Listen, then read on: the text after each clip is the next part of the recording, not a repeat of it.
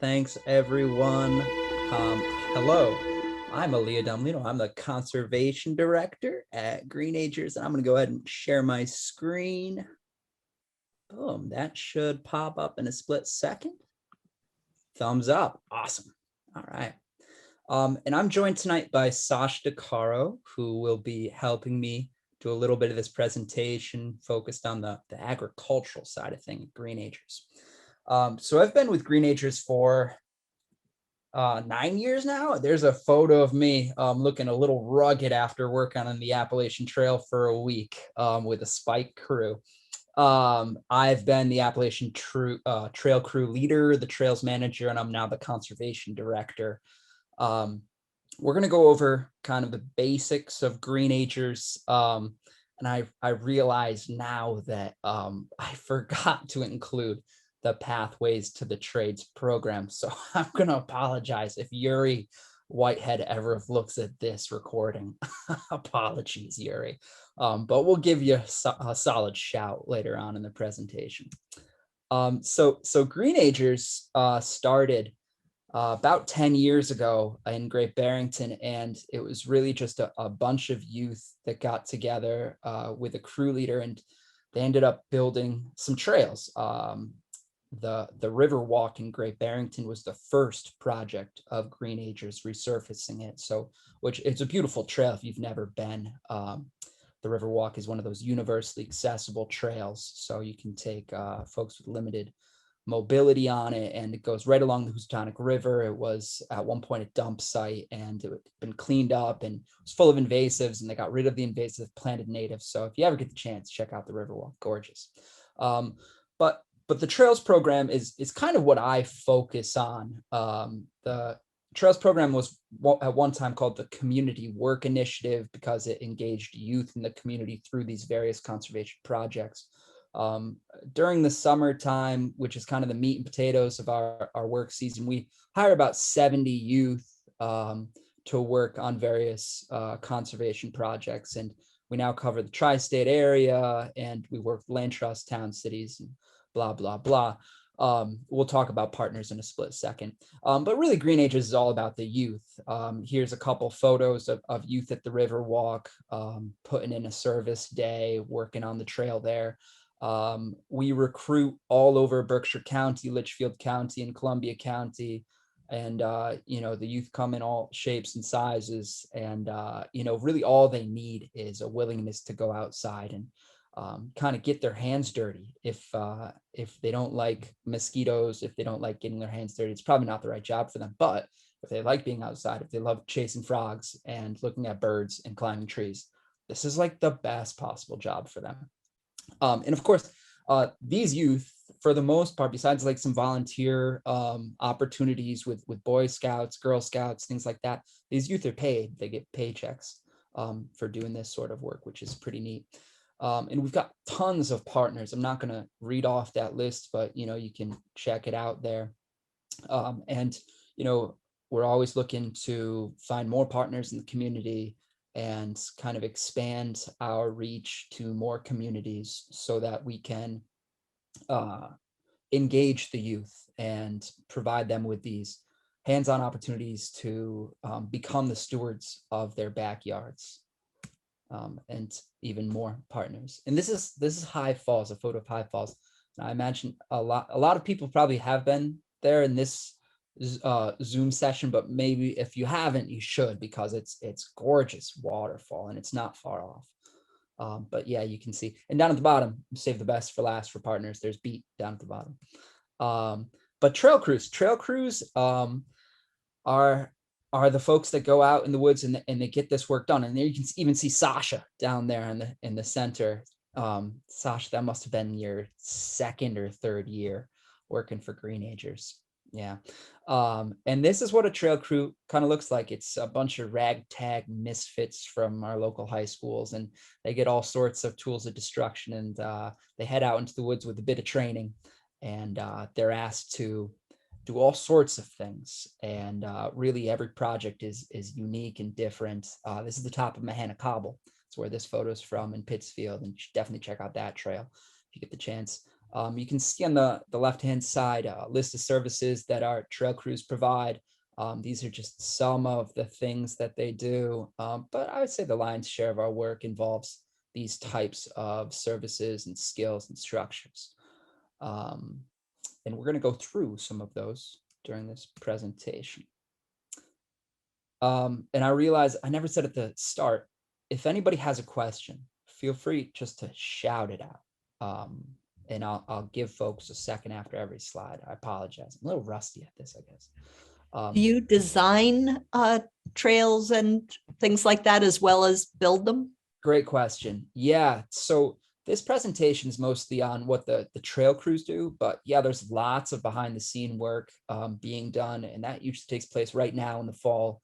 And in the winter, a lot of permitting gets done, especially with conservation commissions and sometimes Natural Heritage Endangered Species Program. Lots of grant writing in the winter as well. But yeah, we design the trails for the most part. Sometimes laid out, but I think for the most part, we go into a situation and either it's a totally blank canvas, there's a hillside, and they say, we want to get to the top of this mountain.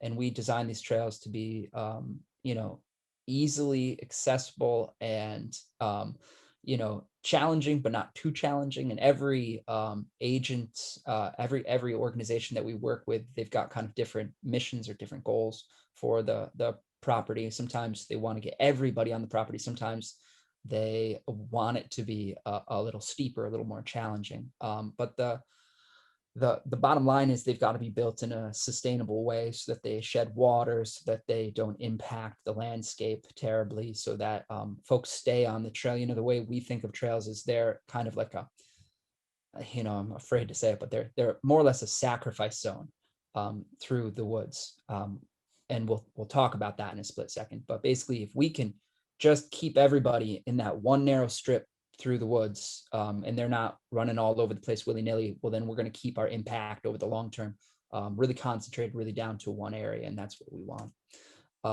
So part of the sacrifice zone is building and clearing the trail, and clearing the trail is what we'll talk about really quickly. A typical trail width is about 3 to 4 feet, and your height is about 8 feet, which I'll never reach, but some people in the area might. So we go in with all sorts of sharp tools and we clip off branches. We try and save as much of the vegetation as possible, but we try and clear this area. So after the first pass, there aren't any branches or down trees in our way. Any questions on that real quick? With deep snow, yeah, in deep snow for sure. This is a really blurry photo, but after we corridor clear, we kind of lop off all of the limbs and get all of the down trees out of the way. Then most often we're in a situation where we've got a hillside and the trail's going up the hillside. So we dig into the hillside with all sorts of, again, sharp tools, the pickmatic being kind of the tool of our trade. And you can see, I think you all can see my cursor. So you can see this leaf layer, and then you can see this brown layer here, the duff or organic layer. And then you can see the mineral soil. And what we're after is the mineral soil. So these folks here, I think this is the Cumberland Land Conservancy or something like that. They had all these volunteers out and they dug through the leaf layer, the organic layer, the duff, and then they got down to the mineral soil, and then they created this flat surface here, this side hill cut. And that's what you're after. If you can get down to mineral soil, then you've gotten down to a substrate that's going to compact really well, give you a nice firm surface. It's not going to regrow vegetation too much. Every trail is different, but not too much. And yeah, it's what trails are made of, mineral soil. So most of the time we're doing that sort of thing. We're cutting to the side of hills, and we're building these treads of mineral soil. But sometimes you reach a section of trail that's much too steep, and you end up having to build some sort of stone structure in order to get people up the trail, again, in a sustainable manner. If it's too steep, people will, find their own ways around that steep section. They'll widen the trail. And that again expands the area of impact. So a lot of times we go in and we have to build stone staircases, like you can see on this left-hand side. This is the Appalachian Trail down in Cornwall, Connecticut. And all of these stones will source on site. We'll just look kind of in the forest. We'll poke around. And with these rock bars, which you see this gentleman holding right here, we'll flip them out. And there's Sasha again. Look at that, Sasha. Another appearance. And we'll flip them onto the trail and then set them after making crush. I'm going to go back for a split second. And let's see. Kaylee here was making crush with this gigantic sledgehammer. It was much too big for her own good. And no one uses that sledgehammer because it's way too big. We told her so much, but she loved that sledgehammer. Anyways, you take these little stones, you make them even smaller so that you can kind of lay down a base of crush underneath these larger steps, and then you overlap them and you build them up and up and up these steep sections of trail to keep people on the trail. On the right-hand side, here's Georgie. She's using a rock drill to go into a boulder. I believe we were in this situation. It was far too steep. It was too steep even for stone steps, and we ended up putting an eye hook into this boulder and then tying a rope with knots to it so that people could pull themselves up. This was actually at Chesterwood Museum. And we told them no one would ever hike this. Why would you ever design a trail to go up there? And they said it's because it's where Daniel Chester French used to hike every single day. It's where the trail has to go. So people now pull themselves up, I guess. I wouldn't do it. Here's a little stone staircase at the Newman Marsh Trail out in Beckett, Chester State Forest. This was a kind of a unique situation where we actually could order up and deliver quarried steps. So we got these beautiful steps here from the Beckett quarry, not the Beckett quarry. Anyways, it'll come to me in a second. And I love this photo because it makes Daniel here and our friend here, just the size comparison is hilarious because Daniel's tall, but he's not nearly that tall. The perspective is just brilliant. And yeah, here are just a few more examples of what some stone staircases look like. These are all taken on the Appalachian Trail, one place or another. We tend to do most of our stone work. It's probably the most difficult form of trail work out there because you're just moving gigantic stones all day, every day. You don't really get a break because you're camping out while you do it. Sasha can speak to some of that if she wants later on. But yeah, it's a very challenging sort of occupation. But you end up with some beautiful staircases that help people move up and down these trails. And if you build them the right way, they'll last 100 years. At least that's what I tell everyone. So far, 10 years, they're still standing. So 1 decade down. Trail carpentry. So we oftentimes end up getting into a situation where we have a wet section of trail, can be muddy, can be waterlogged occasionally, and we have to go in and we have to build either a bog bridge, which you can see on the right hand side. You'll hear my son in the background. He's just getting out of the bath. He hates getting out of the bath. But a bog bridge, which you see on the right, where you have these sills that run perpendicular to the trail and these stringers that run parallel to the trail, and basically gets you, several inches up off of the ground so you don't have to walk in that muddy section. And you build these things, again, to keep that impact in a really narrow corridor. When you encounter a muddy section of trail and there isn't a structure like this, almost always what happens is people widen the trail, they go around it. And again, impact is expanding to other parts of the forest. Sometimes we have to cross streams, and that's oftentimes the case where we have to go to a conservation commission and get these structures permitted. You can see in both of these photos here, us using timber carriers. So you can see there are hooks at the end of these, and you have 2 people about the same height, ideally either side, and everybody lifts as a unit. And this was a 40-foot piece of locust that was ripped in half with a chainsaw, and that was very heavy lift.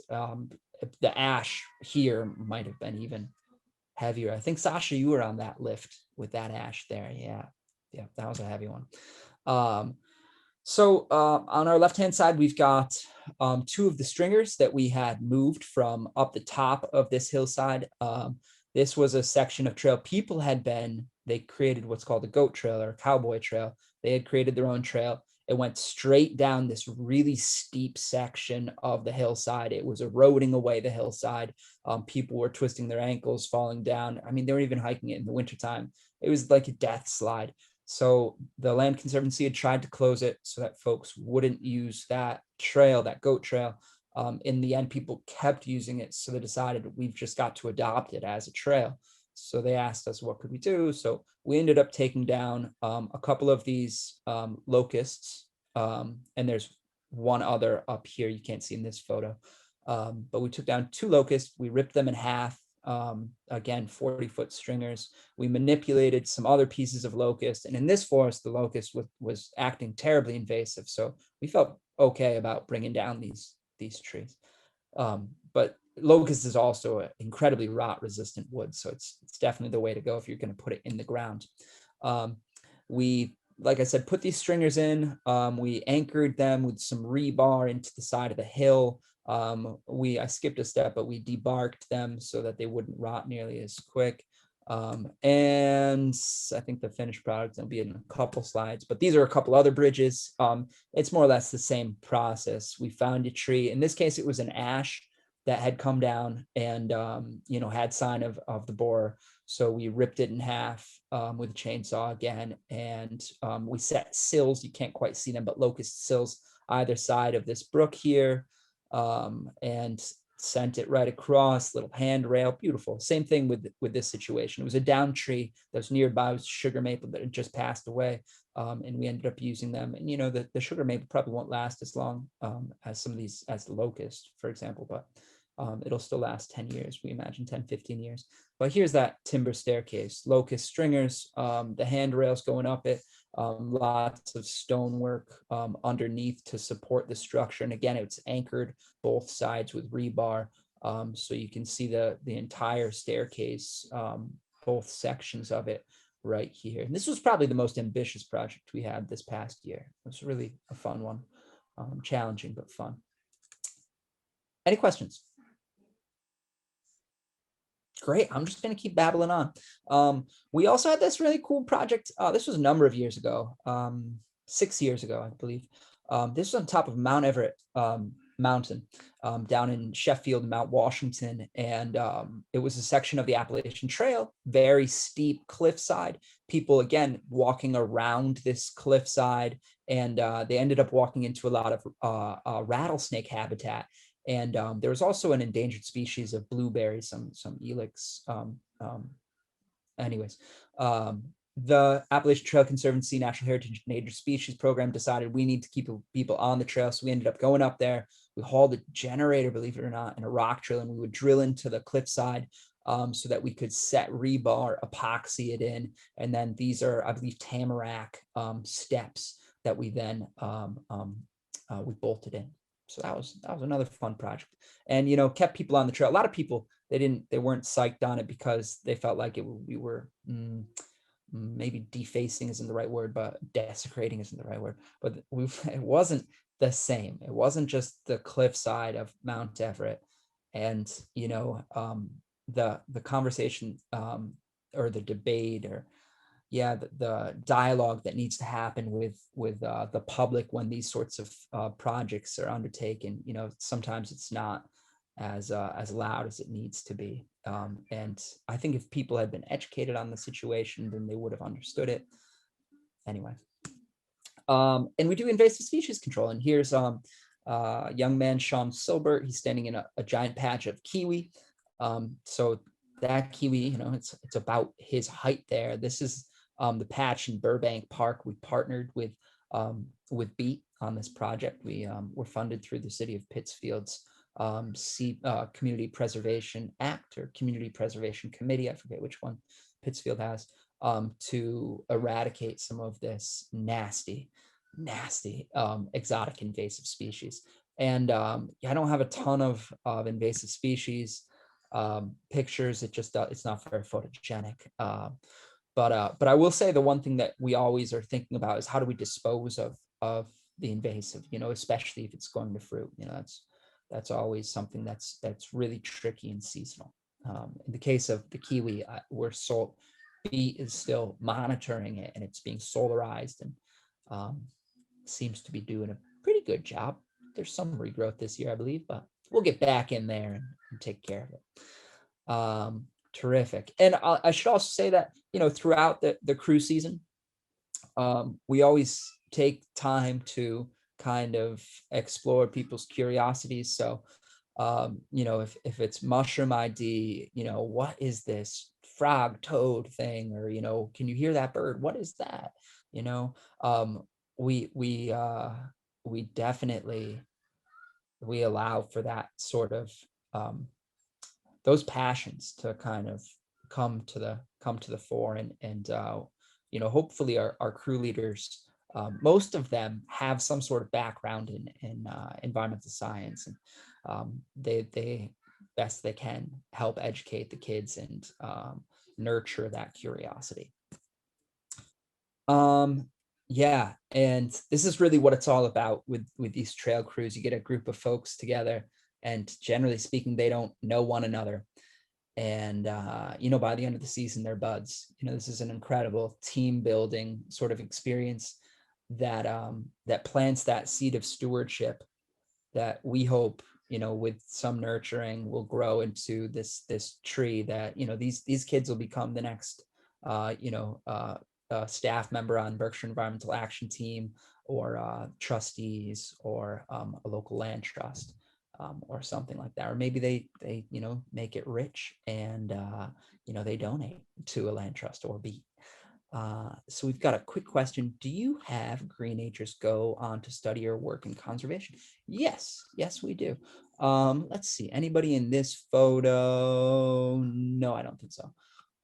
But yeah, we've had a number of folks go on to study natural resources management, wildlife biology.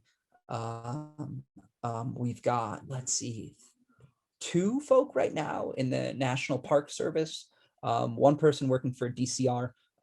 So yeah, in a lot of regards, this is kind of their foot in the door in the field of conservation. It looks halfway decent when on your resume you can say, I worked on a spike crew. A spike crew is like a camping crew that was on the Appalachian Trail in the middle of nowhere for a summer, and I moved stones. It shows, at least, if I was trying to hire somebody to be an environmental technician or something like that, I know after seeing that on their resume, okay, this person can cut it in the woods. They've got it. They can endure those sorts of elements. So yeah, great question though. And now very quickly, transitioning out of trails, one of the other pillars of Greenagers is our educational programming, in particular, Climate Action and Club. Climate Action is a middle school program that educates youth on climate change via hands-on experiences. Often it's more so like boots on the ground sorts of experiences in local conservation areas with our local of land trust leaders or conservation leaders, giving them a little bit of a spiel about what they do. And Club was a result of and a response to COVID. We ended up having about 80 kids during COVID stay at our headquarters at April Hill. And it was kind of wild because, this is in the fall, you can see, but we had these kids here through the wintertime in the bitter cold. And we had these big tarps that they had to do school under, and their only heat source were these bonfires, and we had to be outside all winter. And man, these little kids were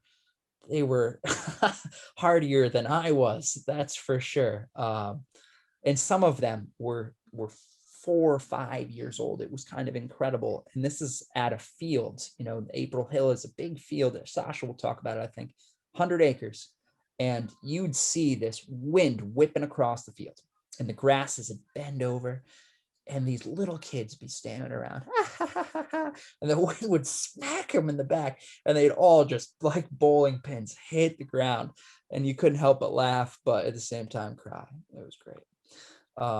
So yeah, most of club, which stands for community learning in the Berkshires, the U was a bit of yeah. Anyways, we essentially just had them, either they had to learn a little bit on their iPads. That was like part of the deal. But most of the time we just had them outside doing all sorts of different art activities. At April Hill, where they did all this, is also right on the Appalachian Trail. So just about every day they hiked the Appalachian Trail, and they built forts in the woods. And it was just a wonderful, wonderful experience, and something the kids definitely will never forget. I won't forget it. So that's education in brief. It's not really my thing. I lead workshops occasionally, but it's not really my thing. Trails is kind of my thing. But I also want to talk about front lawn food. Again, not my thing, but I'm going to talk about it a little bit. I'm actually in this photo. Front lawn food is a great program. It's probably nestled at this point under our agricultural programming. And what we do is we sell these raised bed gardens you can see here. Either businesses or wealthy individuals will buy these raised bed gardens, and half of the cost will go towards installing another raised bed garden in a food insecure neighborhood or community. And, it's just really, it smiles all the way around when these things are built. Usually in the springtime, this happens. And, we plant whenever, we give them kind of a little catalog. What do you want planted? Here are the best things for it. We'll go out there, we'll plant it. We provide them, a little bit of like back and forth throughout the season. How are your tomatoes doing? This is what you should be looking for, that sort of thing. But it's really just a fabulous program. And this is running all over Berkshire County at this point, even in northern Berkshire County. So it's really fabulous. And I think with that, Sasha, I'm gonna hand this torch over to you. That was great. Thank you so much, Elia. Awesome. Can everyone see me? I don't know. Yeah? Okay, great. Awesome. Hey everyone, I'm Sasha. Yeah, I'm the April Hill Farm Apprentice. I've been with the Greenagers for now 6 years. So the first 2 years that I worked was on the day cruise with the trail crews. So there I was able to work on a variety of sites for those 2 years. I started when I was 15. I remember we were able to work on a site at Hancock Shaker Village. I learned how to install shingles on a roof. I also was able to install a lot of bed gardens that year, or those 2 years. So it was more of like odd jobs for the community that I did with the day cruise. And then the next 2 years, I was on the Appalachian Trail crew. And in that crew, I was able to work on the Appalachian Trail. We worked at, where do we work? We worked over in Beartown, Massachusetts. We built a whole new section of trail. I think that we did add one staircase there. And then we also we continued a whole long staircase in Connecticut, I believe it was near Sharon, Connecticut. Yeah. And so with working on the Appalachian Trail, we were also able to camp out on the trail for a week at a time. So for that crew, we were able to camp out, 4 days a week, and then work, throughout the day. And then we were able to, we brought our backpacks, we had our tents, we brought all of our food. It was a lot of fun to learn how to store our food in the woods. I learned how to build bear bags and how to hang them up in the trees. That was definitely quite the experience. And I really was able to connect with the crew in doing that work on the AT. We really became quite a trail family. We even gave each other trail names. Like mine, I think they call me Babushka because I'm personally Russian. I was adopted, and I guess that I could just be caring and be an old lady sometimes. And they were like, "All right, we'll call you Babushka." So, anyways, those were my 4 years of working on the trail crew. And they were amazing. I learned so much. It was hard work.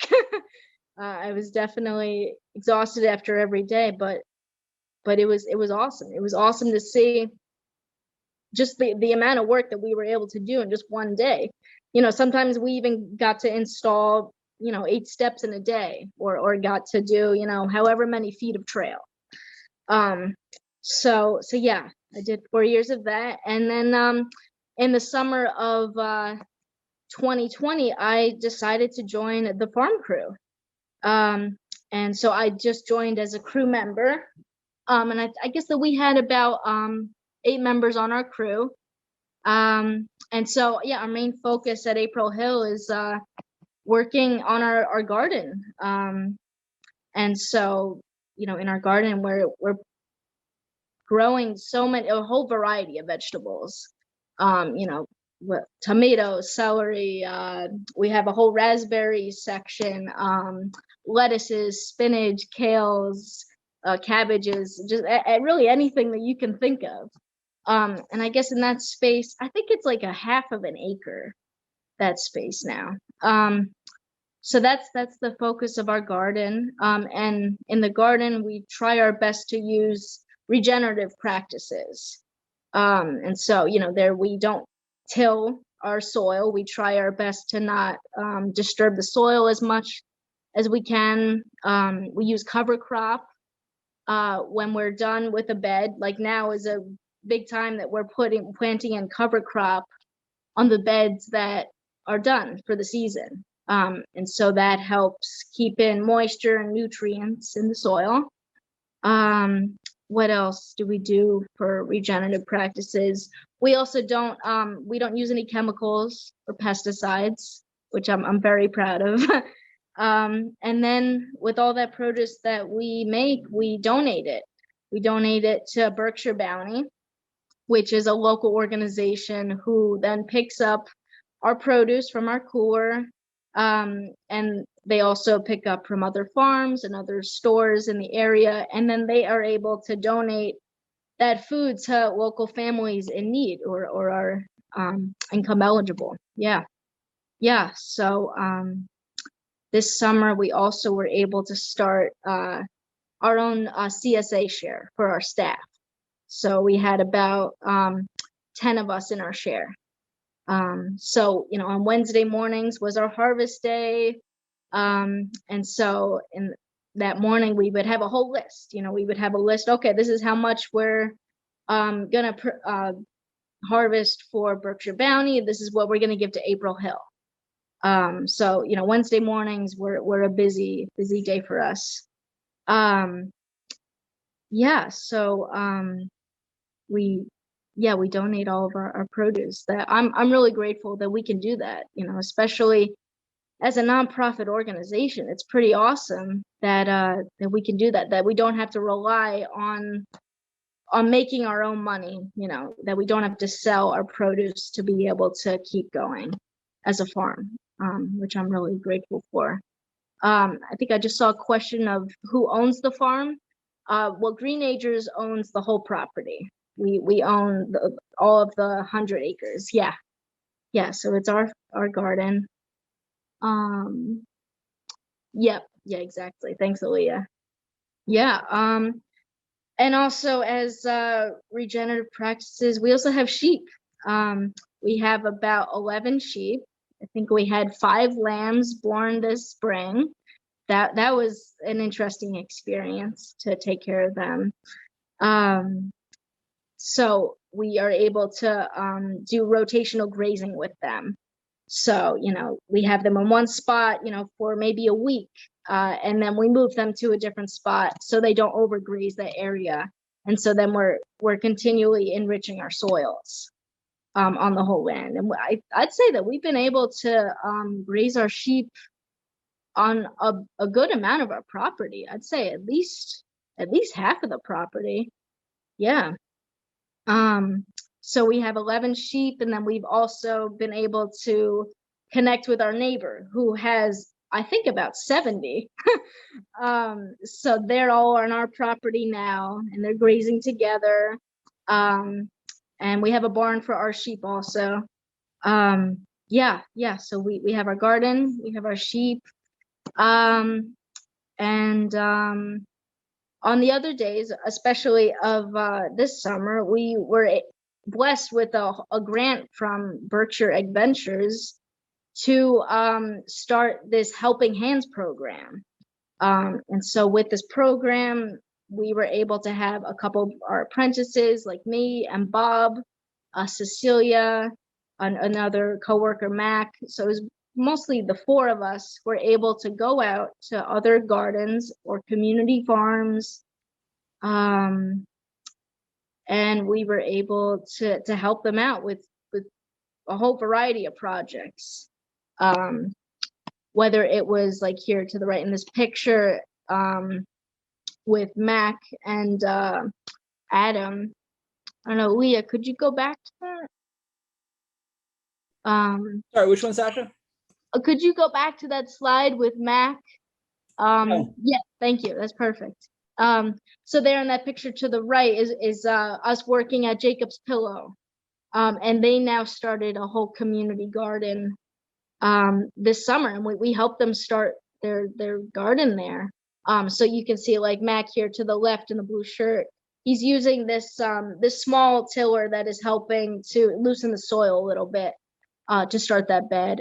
There on the right is Adam Weinart, who was the leader who started this garden, who actually planned it in 2014, and now he finally was able to start it this year. So he's like using the broad fork there. Another picture with the broad fork is Emmeline. She joined our crew this summer, and she's from Guatemala. I believe her family came just a few months before she started on our crew, and that was definitely amazing to be able to work with her. She didn't speak much English, but as a crew, we figured it out.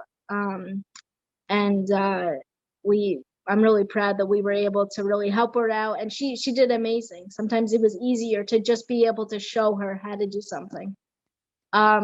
So anyways, what else were we able to do on Helping Hands days? Like another project was we built a fence for our neighbor for their sheep. So we put in these huge posts and put in a whole new fencing for them.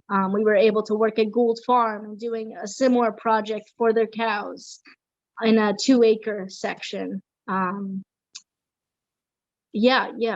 So that was a whole nother big part of what we did this summer, was of doing our Helping Hands projects. I'd say that we did that maybe twice a week, Thursdays and Fridays in the summer. So we did Helping Hands. And another part of our farm is we started a wood bank. Lee, I don't know if you have that photo of Cecilia. Yeah, that's even just from today. We were working. So here's Cecilia working on with our this is our log splitter here. So here she's putting these big logs in that we sawed and then splitting that. And I believe that we started our wood bank to be able to eventually donate however much, maybe a quarter wood to a family. Starting November 1st, Sasha. Oh, that what? Wow, that's exciting. I know. I didn't know that. Like next week. Oh, that is so cool. That's so exciting. Wow. That's awesome. Yeah, so Cecilia, one of our TerraCore members, has been a big leader in starting this project. So that's a photo from her today of working on that. Bob and I were able to stack a bunch of wood today just to keep that all organized. She was splitting. Sometimes we alternate. So that's a little bit about our farm at April Hill. Thank you. That was perfect. That was awesome. I'm like getting flashbacks when you were telling us all about the sheep, because years ago I worked on a farm that was birthing sheep, and my responsibility was for them to go out and to do the grazing and I had to herd large numbers of sheep. And the photo was just so beautifully taken of like all the sheep following you. And all my memories are like, the sheep's getting away. Like one would always stray off. And it's just really awesome to see that you're able to get involved in this kind of work. Sheep are not easy, at least my opinion of them. Yeah, So. yeah, I agree. I remember them getting out a few times last summer and this summer. Like that picture of me is me like trying to get them back. And I actually just had gravel in that bucket because I couldn't find the food that day. But they were, food bucket trained, and they worked to get them back in.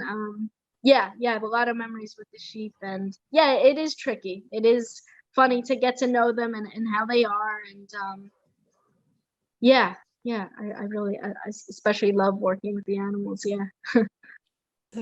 Do people have questions for Elia and Sasha? How long does it typically take, let's say, to make a staircase like this? To make this staircase took 3 weeks. 3 weeks, one crew, one trained arborist, and a lot of muscle. And a grip hoist operator. So this is definitely a high-end trail structure. This is like going to be on the cover of Trail Builders magazine next month or something. This is a nice one. A typical staircase out in the woods, it'll probably take you a couple days depending on how big it is. This is at least 80 linear feet, probably more than that. So this is a big one. What about the one on the rock slide? I think it was in Connecticut or something, where you put stairs. Rock. Yeah, sure. So rock work really depends on the quarry site. So if you can find nice rocks nearby, it's really comes together pretty quick. Like Sasha was saying, you can do 8 steps in a day. I think this staircase here probably took something like 2 days, because it's not just the staircase, it's also a little bit of a cribbing wall. You can see right here to retain soil on the uphill side. And there's a lot of crush to be made on this site. So again, every project is so different, so site specific. When we have to put in proposals and quotes on projects, it's a little tricky figuring out, how much time is it going to take to do a project. So you always kind of, like most building proposals, 20% extra is what you throw in there. And if you can come in under the bid, that's great. Everybody's happy in that case. But yeah, I would say on average, 6 steps in a day, 6 good steps. And, a good step and a bad step, there's a lot of difference. And most of that difference is a lot of hard work. Yeah, come out really nice. Yeah. There's actually a great article in the Washington Post on trail builders a few months back. Maybe I'll find it and share it with y'all, because it's really kind of a neat take on I think something like the architects of the trails or something like that was the title. Yeah. That'd be neat. Yep. I really want to thank you, Elia and Sasha, but especially Elia, because I miss seeing you so much. Feeling is mutual. Rose, did you have a question? Yeah, it took me a while to unmute and everything. I'm just wondering how many people from Greenagers end up going into business like landscaping or farming or any of that, any of the skills they pick up in the program, because it's such a broad range of stuff. Yeah, it's a really, really good question, Rose. And I wish I had a good answer for you. At the moment, we only have guesses. One thing that we're hoping to do in the next year is kind of establish our alumni network, Nice. so that we can ask these questions. I usually hear back from the folks that, Greenagers was a big part of kind of their formative years. Like I recently had somebody reach out to me. She's working in Yosemite right now, building hiking trails. And she started, and it's funny because she's from Pittsfield, and her dad, I don't think she would mind me telling the story.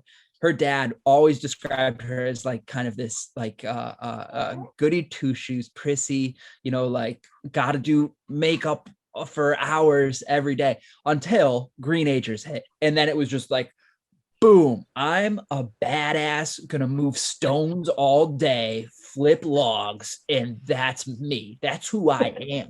And she is a total trail bat. Like she's like a rock star, in all sense of the word.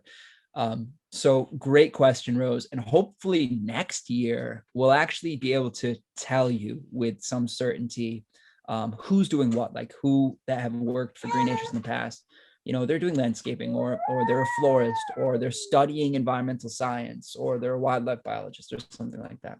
Yeah, that would be Aaliyah, really could I interesting add to see. Yeah, Sasha. Aaliyah, could I add to that answer? Yeah.